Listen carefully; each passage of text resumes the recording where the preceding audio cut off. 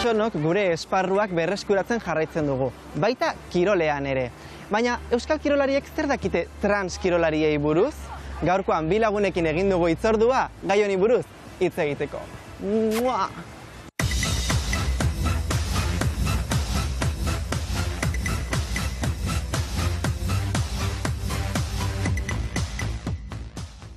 Ni naiz Aiala, Adaramat Arraunean, 5 urte. Ni eneko naz, Portugaleteko gabe, 11 kirol desberdin egin ditut. Mendizaretasuna, saskibaloia, futbola, hokei, orain nabil esgrima egiten. Zer dakizue transkirolariei buruz? Nik ezer gutxi, egia da ezagutzen dutara pertsona bat kirol munduan ari dena, eta hori. Nik kasu gerturik ez dut ezagutzen, baina ikusten dudan gizartean dena bazterkeria. Bakarrik horiak bat ez lehen hitza etortzi dena burura. Eta non ikusi duzu bazterkeria? Bazterkeria, lehiaketa handietan egon diren hainbeste debate eta olakoak, adibidez, pertsona batek esaten badu emakumea dela, nire iritziz, emakumea da, eta ez lirateke hor egun beharko eztabaidarik ero, ez gizonetan lehen kategorian, besteen kategorian ez, baizik eta olakoak. Beraz, kirol mundua ez dago prest oraindik badirudi, ez? De hecho, nik ezagutzen dutena, orain da mutila eta jarraitzen dau bere lehengo ekipoan jokatzen ez, gaztablan, supongo sentituko dalako asko zerosagoa. Zuen kirolak, edo zuek egiten zuen kirolak, uste duzu prest daudela transpertsonentzat? Behintzat nik uste dut ez dela kirola, baizik eta igual taldea edo jendea. Nik mendian fijo baietz. Taldea joatea gora, bera, ibiltzea, prestatzea eta ez da ikustenean nordoan, baizik eta prestakuntza, laguntza behar duen, eta olakoa. Mendian ikuste du natura beste rollo bat dela. Eta Euskal Herria nola dago? Euskal Herria prest dago? Nire ustez, bai dago askoz prestatuago gaude, igual gazteok, geure gurasoko adinikoak baino.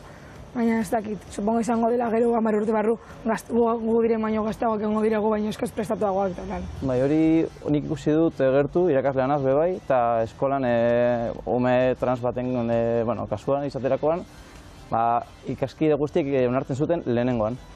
Ni ez naiz Pepe, ni naiz Paka, guztiok, pues Paka, jazta, tira, aurrera. Eta gurasoak bueltaka, atzera, kolonietan ezin sartu beste hori eta martza bestetara, eta askoz zailago izan zen gurasoak eta hori estea, bere ikaskideak baino. Igual bai, lehen esan dudan bezala, igual da askoz gehiago hori jendea dena inklusiboa girola baino, baina igual justo Euskal Herri mailan bai garela inklusiboagoak. Nik ez dakit, zuk zer ditxozu.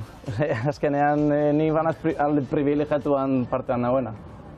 Bueno, nire ustez badago denetarik, ez? Esaten duzun bezala, baude taldeak oso prestatutak, eta talde batzutan bai ikusi dezakegu inklusibitate handia, beste batzutan uste dut hendik ere asko falta dela, ez? Aurten ikusi dugu lehenengo aldiz emakume trans bat olimpiadetan, zer duetzen zaizue hau?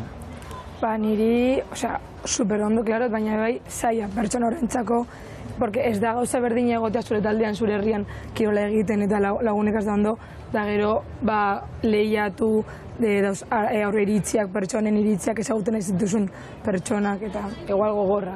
Parte horretan dela zailena, jende asko esaten duelako, biomekanika, jendearen prestakuntza baino bitu. Edozein emakume profesionalek, ni naiz gizona izan da, ematen dit 1000 buelta.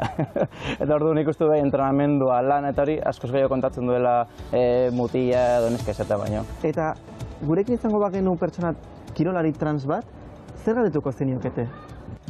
Ni igual lehiaketetaz kanpo, igual gero eguneroko bizitzan edo bere eguneroko entrenamenduetan zein zailtasunak dituen edo... Nola lortu duen ekipo horretan eta talde horretan sartzea, igual beste pertsonai laguntzeko bide hori errasten edo lakoak. Eta nola lagundu dizegok egun guk bere, parte izaten olakoa. Igual hori guk zelan lagundu aldugu. Ni transa naiz, baina kirolaria ez naiz. Eta orduan galdera hori erantzuteko gonbidatu berezti bat deituko dio. Izaro, Karillo, non zaude? Kaixo, Karillo! Mila esker gurekin izateagatik. Ez horregatik. Bueno, gaurkoan izketan ibili gara trans kirolariei buruz eta Aialak eta Nekok galdera batzuk dituzte zuretzat. Gero, lehiaketetaz aparte, gero eguneroko entrenamenduetan daulan, zein da zuretzako gauzarik zailena edo bortitzena daulan? momentu honetan ez dago gauza arrarorik. Bueno, txirrindularitza da oso kirol gogorra, eta orduan ez daukatia denborarik entrenatzeko, baina hortaz aparte beste gauza guztiak beste edozein kirolari bezalakoa dira. Federatzeko orduan edo lehiaketak parte hartzeko orduan, nola egiten duzu kirola edo, hor eskuatzen dut taldeka edo egiteko inskripzioak? Ez, nik nire nortasunagiria emakumean aizera jartzen du, orduan nik nire fitxak beste edozeinen fitxak bezala tramitatzen dituzte. Nortasunagiria aldatutaz nuenean, bai, arazoak zeuden. Baina gero aldatuta gero ez... Eta aldatu baino lehen nor jartzen dizizkizun hori trabak?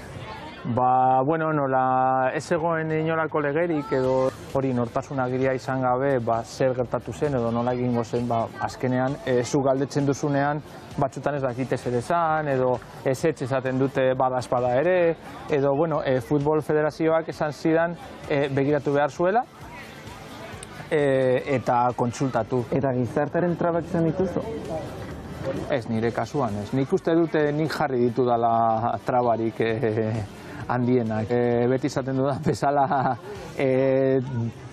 harriak bezain tontoak daude. Orduan, beti batzuk aurkituko dituzu, baina nik uste dut edozein pertsona aurkituko dituela horrelakoak. Partidu batean egon zen gauza bat, deitu nion azkenean poliziari eta listo. Izan da bat 5 urtetan, orduan gero nire kasuan ere beste gauzatxo bat dago. Ze ni inoiz ez dute zer irabazi, eta irabazi dudanean izan da normalean bakarrik izango naizela nire kategorian, eta orduan irabazi behar. Ikusi behar da, igual norbait asatzen bada eta sekulako abantaia badu gertalitekeela. Osea, igual momentu horretan beste gauza batzuk ikusiko genituzke. Bitxea, justu esan dugu, pentsatzen dugula dagoela zailtasuna eta zuen entzutea superondo dago, gu jakiteko, bai. Claro, nik ezagutzen ditut beste bi futbolari transexualak eta biak ez dituzte inolako arazorik izan. Justo lehen esan diet ezagutzen dudala transkirolari bat eta bere lehengo taldearekin jokatzen jarraitzen duela. Iguala izan liteke erosotasunagatik edo dena delakoa. Pertsona bakoitzak